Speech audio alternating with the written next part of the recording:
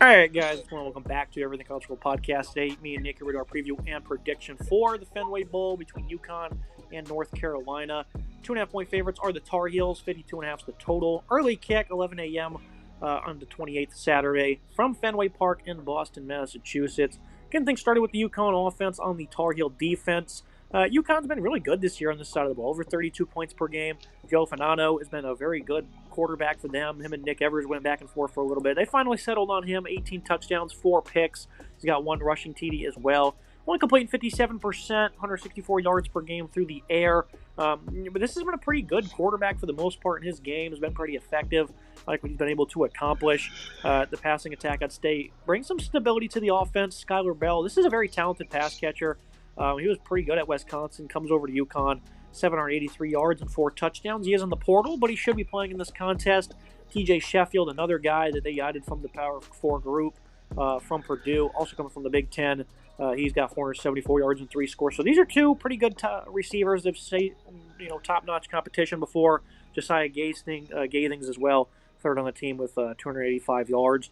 Solid passing attack here, Nick, going up against a defense that I've never really been a fan of, giving up over 28 points per game.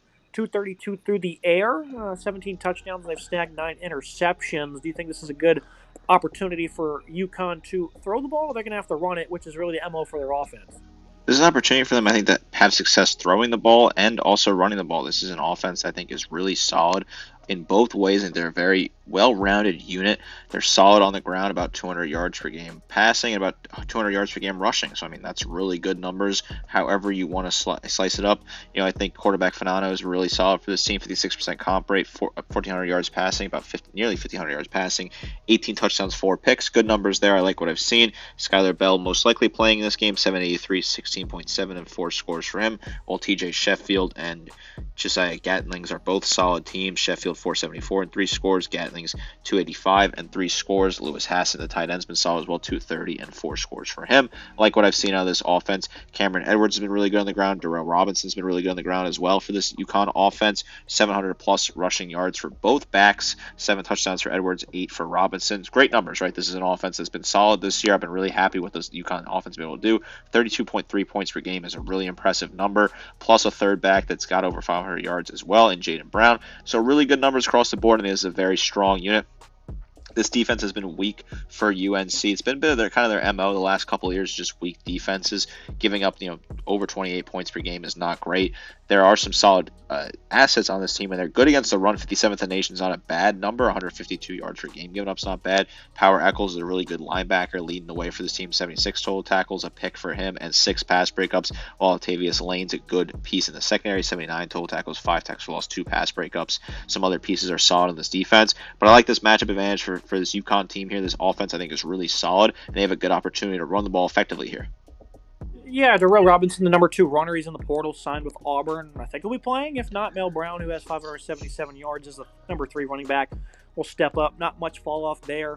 And like you said, Nick, the number against the run, 57th in FBS, right? I've been highly critical of this run defense over the past couple of years. I think it's abysmal, and these numbers are still incredibly skewed. First 3 games of the year, they gave up less than 80 yards each. Against Virginia, only 7 yards rushing. 371 allowed against Georgia Tech, 228 against Boston College, 220 last time out against NC State. This run defense is not good. It never has been. That's a big reason why they had to make the change at head coach. And they're also down 2 of their top linemen, Kamarion Rucker and then Javari Ritzi. He's also going to be out, so that makes things even worse for them. And Travis Shaw, he was a former 5-star, didn't do much. He's transferring out. Amari Campbell, the starting linebacker, he's in the portal. So looks like they're going to be pretty banged up, pretty hobbled. And I think UConn, this is going to be an important game for them, Nick. I can't really remember the last time they were in a bowl game. And so I think they're coming out here, they're going to play hard. Not much fall off at running back if Robinson doesn't play. And I think UConn has a big advantage on this side of the ball.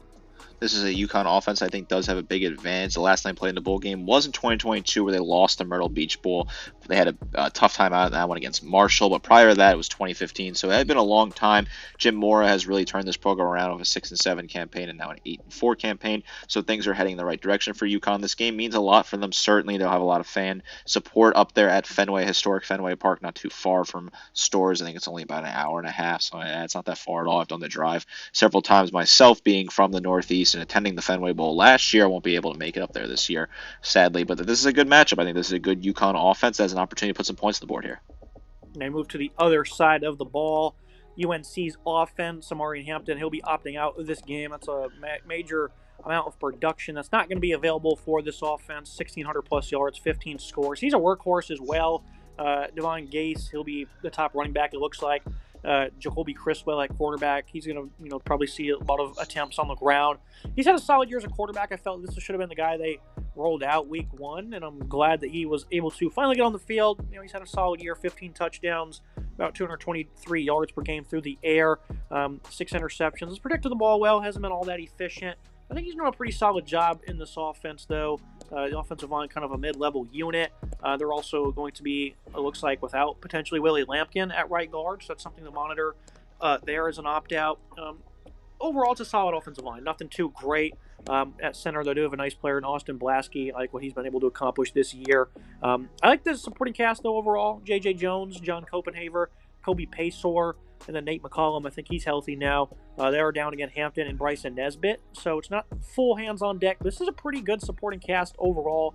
I like what North Carolina can bring to the table. UConn has also tremendously improved on defense, giving about 24 points per game. Their weakness is going to be through the air against Syracuse. They give almost 500 yards to Kyle McCord. I mean, everyone's pretty much did that this year, so no slouch there. On the ground, though, they've been relatively good. Outside of the Week 1 game against Maryland, since then they've been very good stopping the opposing run. Shouldn't have any issues here. Some really good linebackers. Jaden McDonald, he's been a phenomenal player. 119 tackles, 9 TFL. Langston Hardy, I don't think he'll be playing in this game. He's in the portal. Famania Brown is their other top linebacker. He has 10.5 tackles for loss and 88 tackles. So I think this is a good enough defense, Nick, to shut down this UNC offense. I can't really imagine why they're favored in this game. Can you try and spell it for me?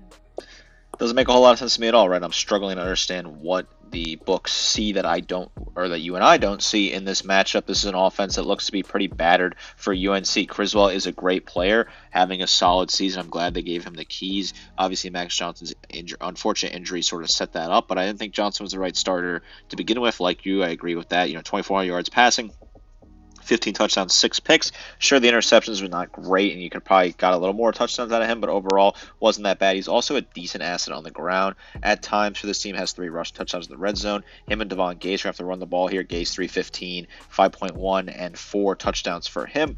A lot of good weapons still playing in this game for UNC, which I think is probably something that people are looking at saying is something that's positive. J.J. Jones, 570, 16.8, and 6 scores, while John Copenhagen has been solid as well. 370 and 3 scores for the traditional tight end. Kobe Paysour and Nate McCollum have been okay at times for this offense. This UConn defense is pretty solid overall. I do like what this unit's been able to do this year. They're revamped. They're not what they used to be. 57th in the nation in points allowed, 56 in total defense. Really good numbers there. I think this is just an overall strong unit. Jaden McDonald's phenomenal for this team. 72 assisted tackles, 119 total, 9 tackles for loss, 3.5 sacks for him, 3 pass breakups. Great numbers there. Famani Brown, like you said, a solid number 2 at linebacker, 88 total tackles, 11 tackles for loss, 4.5 sacks, and 6 pass breakups. A bunch of DBs have been really solid. Damon Brinson, Makai McLean, Jordan Wright have all 4 pass breakups, a couple picks between the 2 of them, a bunch of tackles for losses as well. A really good secondary, very solid. 79th in pass defense, maybe a little bit low for your liking, and 21 sacks. You'd like to probably raise that if you're a UConn fan, but overall,